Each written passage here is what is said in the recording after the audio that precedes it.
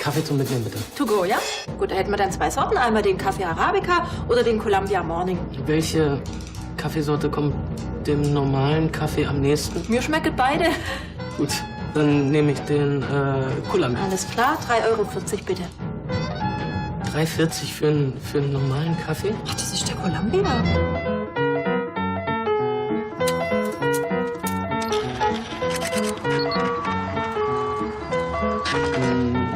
Wegen der Sache mit der Bank. Ich habe letzte Woche deinen Professor Dr. Kollert kennengelernt. Er hat mir erzählt, dass du vor 2 Jahren das Studium geschmissen hast. Was um alles in der Welt hast du 2 Jahre lang getrieben? Ich habe nachgedacht. Und über was, wenn ich fragen darf?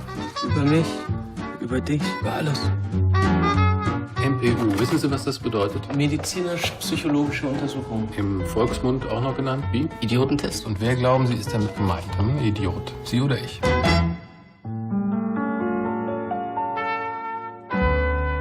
Der Präsident müsste diese Stadt entweder abbrennen oder in einer riesengroßen Toilette runterspülen. Taxi-Driver? Genau. Herzlich willkommen.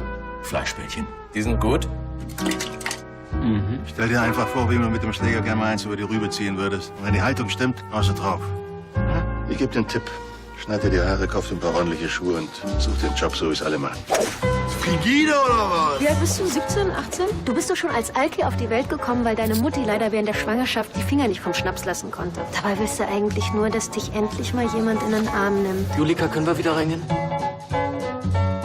Bist du ein einsamer Wolf, wa? Ich hab keinen blassen Schimmer, wovon die überhaupt reden. Kennst du das, wenn man so das Gefühl hat, dass die Menschen um einen herum irgendwie merkwürdig sind? Aber wenn du ein bisschen länger drüber nachdenkst, dann wird dir irgendwie klar, dass vielleicht nicht die anderen, sondern dass man selbst das Problem ist. Wollen Sie vielleicht was Neues ausprobieren? Wir haben so ein Tagesangebot. Da gibt's dann für 2 € extra noch einen Schokodonut oder eine Schnecke. Alles hausgemacht, alles Bio. Soll noch Milch rein? Wir haben auch Sojamilch. Bitte nicht.